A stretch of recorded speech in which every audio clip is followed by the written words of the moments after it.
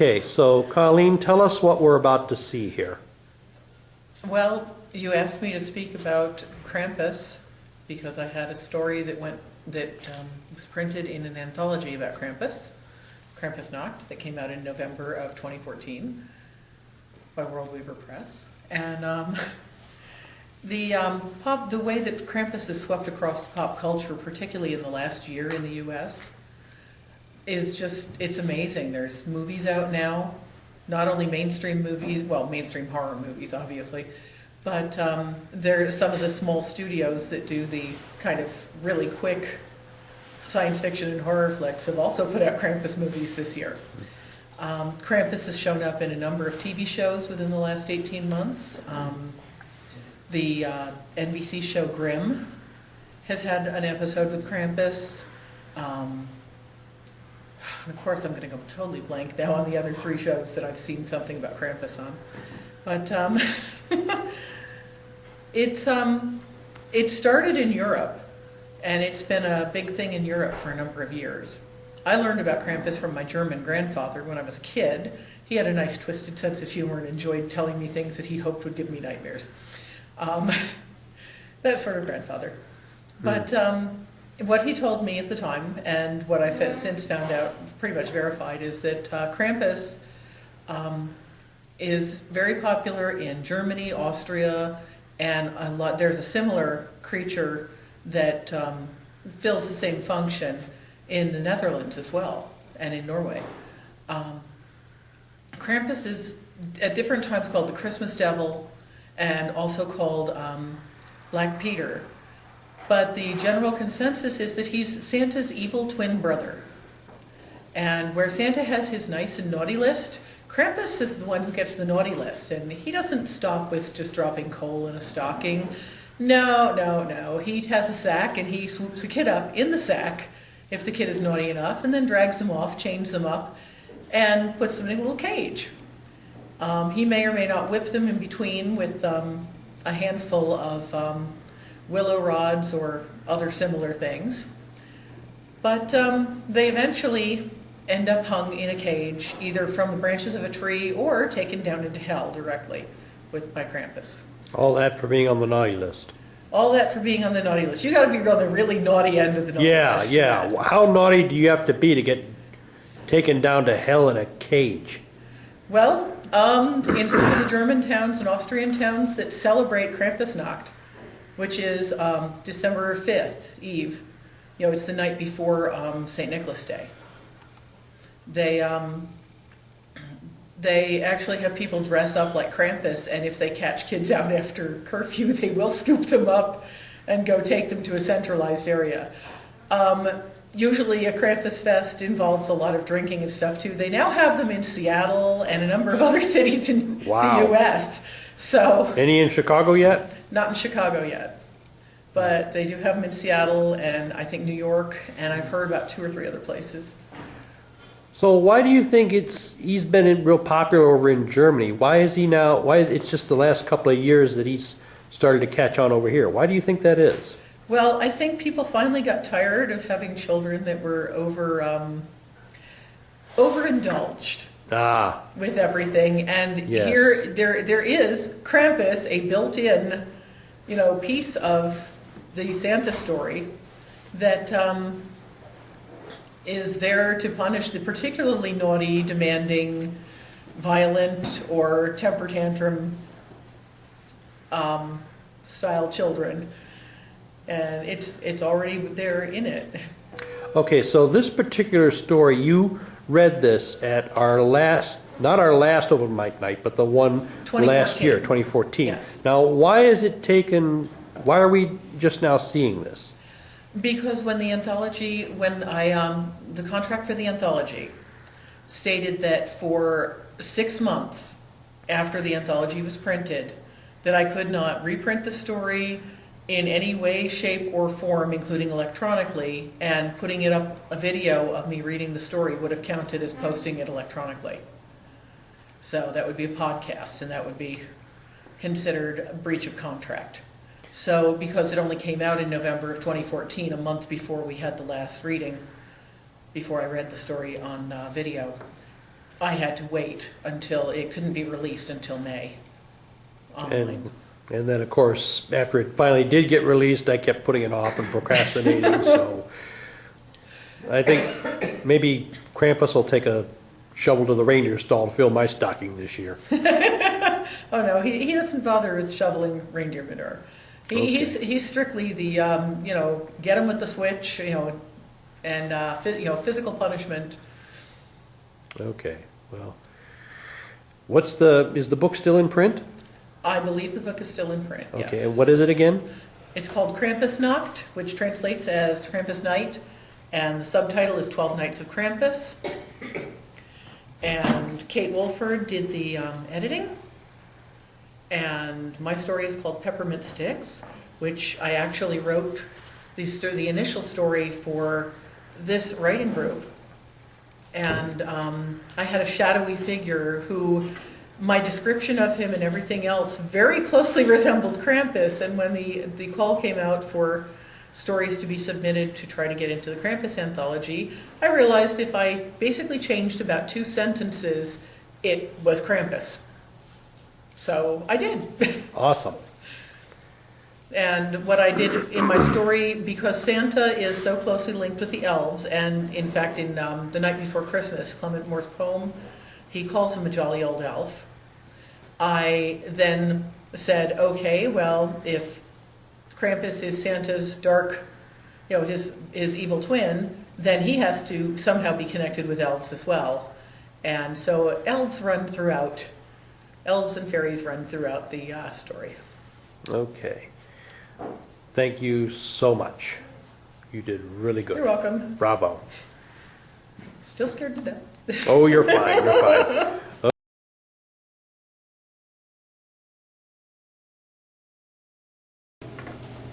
Peppermint sticks. Late December.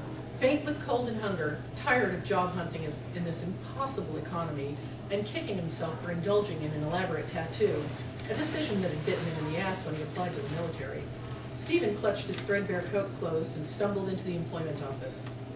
No glitz and glamour here, but no death or prison either, just a grimy sort of hope. Good morning, Stephen. Young, petite, and perky, the only meals his counselor Pamela missed were side effects of her anorexia.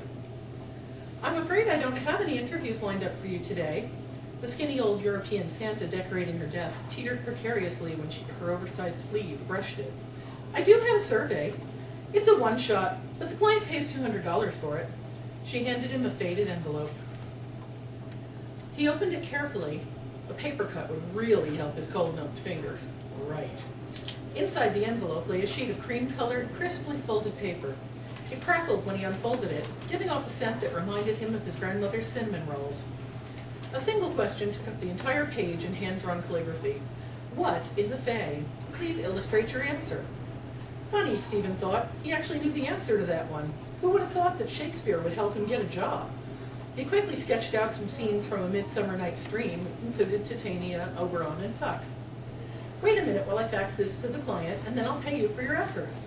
Pamela's heels clacked across the room. He listened to the squeal of the fax machine, the general chatter in the room between other clients and their counselors, and the jarring ring of the telephone, followed by transfer noises around the room. A moment later, his counselor came back looking more puzzled than perky. Mr. Krampus wants to speak with you to set up an interview. She punched the blinking button on her phone. Stephen took the receiver. Hello? The voice was surprisingly deep, the clipped words rushing across the phone line. Be Peter Krampus here. I'd like to meet with you. Do you know the Starbucks on Center Street? I'll meet you there in 30 minutes. Okay. The phone clicked before he finished the word. The coffee shop. It wasn't a Starbucks anymore, but the place still served coffee. Coffee strong enough that Stephen could smell it half a block before he reached the shop. His mouth watered, his stomach clenched with hunger. The check in his pocket wouldn't help until he cashed it later, and he didn't have any cash. The girl at the counter looked tired. A few retirees argued about politics at a corner table, nursing their morning coffees. A tall man in a suit sat in a vinyl booth behind the door. Mr. Krampus? Stephen, come, have a seat. The voice was unmistakable. Krampus gestured at the other side of the booth. Stephen slid in as Krampus opened the second of 2 large coffees and took a long sip. Stephen looked closely at his potential employer, a tall man Perhaps 35, but with a few fine lines around the eyes. The man's hawk nose and thin frame resembled a younger version of his job counselor's Christmas decoration, except for the peculiar twist to the ears that made them seem almost pointed. Krampus's hair swept up into an old-fashioned pompadour, and Stephen saw the glint of something off-white hidden within the sculpted pile. A small goatee decorated the man's chin, not quite touching his red power tie. The suit beneath looked expensive. Krampus snapped open a folder. "Very clever drawings. I'll take you on temporarily. The job involves some travel and outdoor work, some charity. You don't mind giving out some candy at Halloween and Christmas, do you? And a salary of $130,000 a year, payable weekly. Training is on the job." He snapped the folder shut. "Go pack your warmest clothes, and I'll pick you up here tomorrow." "I have everything I own right here, sir." Stephen waited for the job offer to disappear. The deep voice softened momentarily. "We'll stop and get you a warmer coat on the way to the hotel." Krampus finished his coffee, then dashed to the counter to order another. "Come, come!" Stomach growling loud enough to make him wince. Stephen followed. Early February. Stephen, crouched in a thick, knee-length, fleece-lined coat, set to an impossible task, watching the grass grow through the snow. Boring, but it paid well. The past 2 days had yielded no results. He expected the same of today's efforts. He sighed and refocused his eyes. A bit of green poked through the snow. 3 more tendrils joined it by evening. On the 4th day, a tiny flower bud appeared. On the 5th, it appeared the same. He closed his eyes for a moment and opened them again, just in time to see a small white flower open. A drop of water clung to it, then rolled slowly upward across the petal. Upward? He blinked twice and leaned closer. A tiny fairy, barely a quarter of an inch long and looking more like a cherub with withered wings than a proper Tinkerbell, crawled to the highest point on the flower and clung there. Breathing heavily, or as heavily as a quarter-inch long creature can, it slowly unfurled its wings. Each breath pumped fluid into the wings, stretching them larger while simultaneously slimming the fairy. When the wings had stretched to a half an inch tall, the fairy held them in the breeze, drying them. Few breaths of wind, and the fairy fanned them experimentally. A slow flap like a condor in flight, a few moderate flaps like a bluebird in spring, the fast flap of a hummingbird. The fairy rose into the sky. Stephen saw Krampus trudging through the snow beneath. "What have you learned?" Mr. Krampus brushed Stephen's left shoulder. "Fairies are real," Stephen whispered. "You'll make a fine apprentice. Your temporary job just became permanent." Mayday. Stephen crept along the muddy ground, pushing aside stick-like brush to hide beneath triplets of leaves. His face itched with tension. The fairies avoided his hiding place, clustering around the weeping willow trees in the soggy end of Marshland Park. Teams of fairies lifted fronds and circled the trees in both directions, darting back and forth and weaving the ribbon-like branches tightly together. They swarmed, lost my spot. Almost 2 feet tall now, their 4-part dragonfly wings buzzed.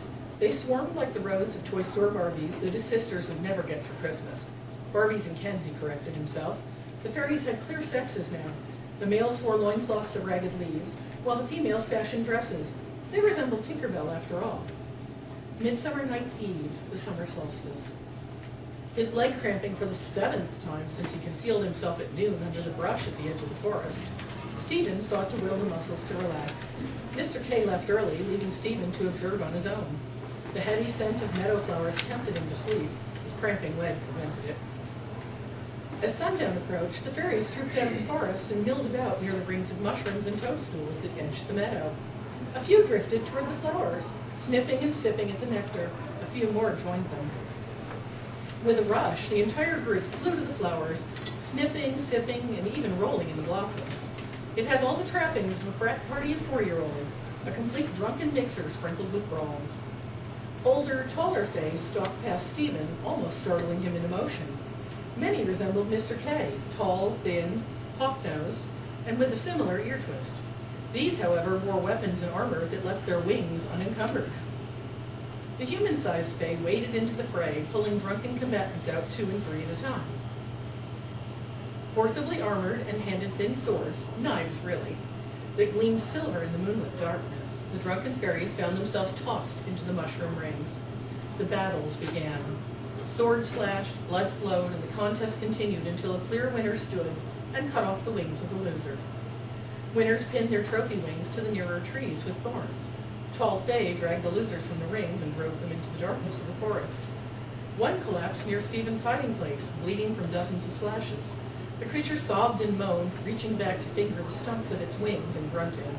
It looked back at the continuing combat and gave a long hiss through needle-sharp teeth before crawling off. Stephen shuddered. All Hallows Eve. Stephen peered out from the carefully manicured bushes at the excited mob of children, then did a double take as Mr. K's words sunk in. "Are you for real? You want me to shoot goblins? On Halloween?" His voice rose with each phrase. Krampus nodded. "Don't be so dramatic over a few tranquilizers." Stephen surveyed the crowded street. Throngs of little monsters ran between houses, the cries of trick or treat rising into the twilight. "I'm not shooting kids." If he'd wanted to shoot kids, he could have just joined a gang back in the old neighborhood. Goblins have cat eyes. After watching the increasingly hyperactive children for over an hour, Stephen noticed a few sluggish children with a fistful of candy wrappers. He pointed at two of them standing together. "Are they?" He trailed off, searching from side to side. No coffee smell. No Mr. K. When did the man leave? Stephen snorted. Mr. K would probably return with a grand latte from the local coffee shop. He'd never seen anyone drink so much coffee. A sluggish child stumbled nearby, crashing through the bushes and almost landing in Stephen's arms. Up close, Stephen could see the slight fold inside the child's ear, similar to Mr. K's. The child opened a glassy eye, the cat-like pupil contracting. A goblin! He searched one-handed through his ammunition pouch, slowly pulled out a tranquilizer dart, and flipped the cap off before slipping the point into the goblin's back. The goblin gasped and collapsed to the ground, unconscious. Unsure what to do, Stephen stayed in the bushes, cradling the goblin until he remembered the plastic zip ties Mr. K had given him. The sun vanished beneath the horizon, leaving blood-red clouds to slowly fade. The car drove up directly in front of the bushes and popped the trunk. The window rolled down, revealing Mr. Krampus. "Put him inside." "Is it safe to lift him?" Stephen remembered the teeth. "Did he pass out from candy? Did you tranquilize him?" "It's safe." Stephen stuffed the goblin into the trunk, rearranging the other 4 chest-high bodies, 2 of them with normal human ears, before he could close it. Glancing around to make certain no one had seen him, he slipped into the passenger seat and slid down as far as he could. November 2nd.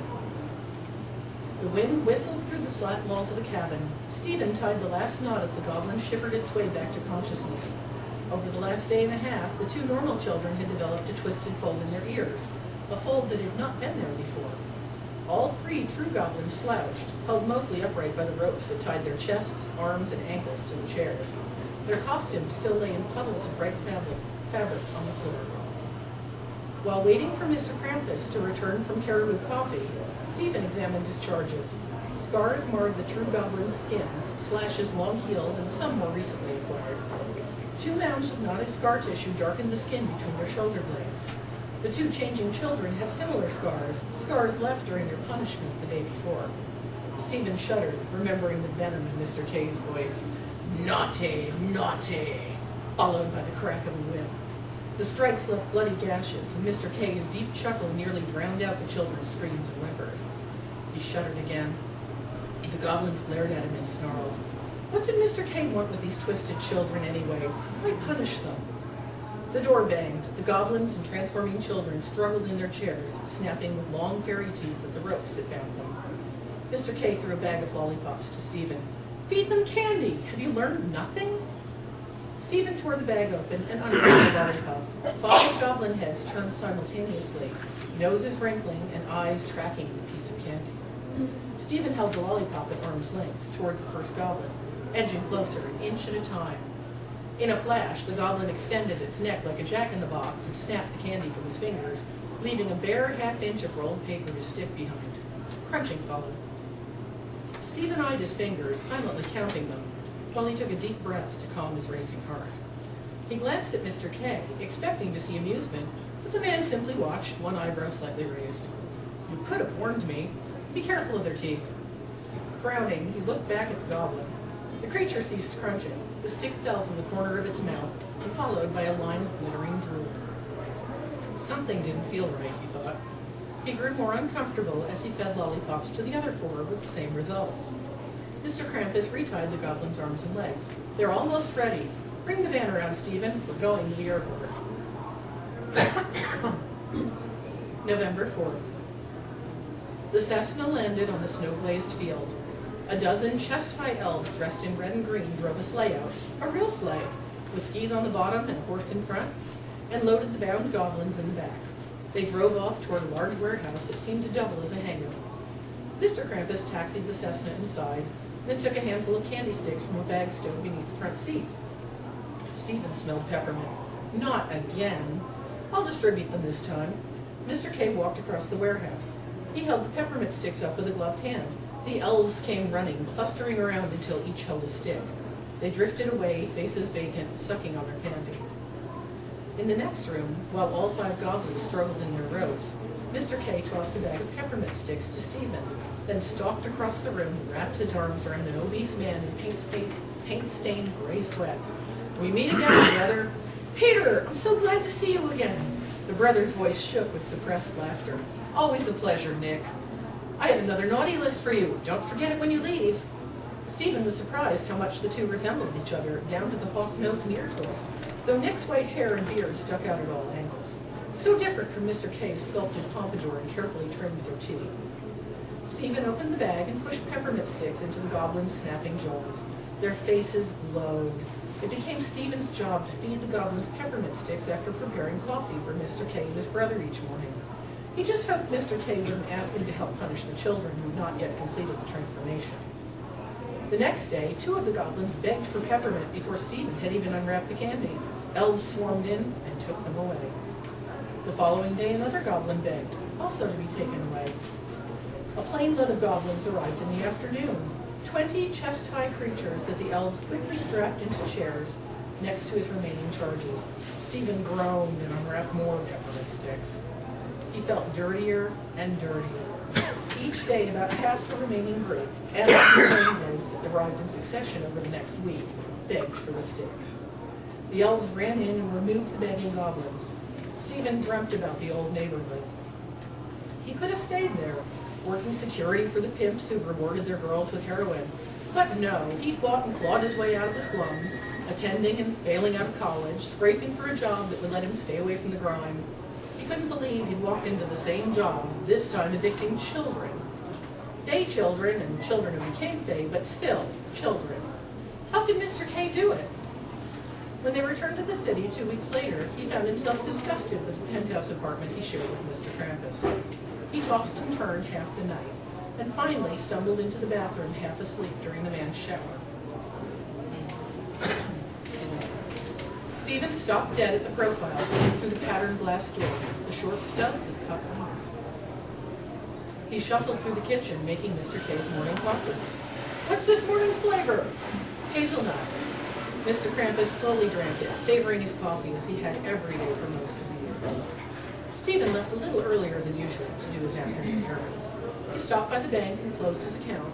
He visited other banks around town, banks that had branches across the nation, and opened smaller accounts. That done, he stopped to pick up coffee, cream, and a few other odds and ends on his way back. The next morning, he stirred the coffee carefully. Mr. K called out from the next room, "What flavor are you making today?" "A version of Irish coffee." "I like whiskey, it's sweet. I'm adding something a little different." Stephen opened the airplane-sized bottle of Rumplement's peppermint schnapps and poured it in. He stowed the other 3 small bottles in the back of a cabinet behind some dusty cans of soup. He wondered how many it would take.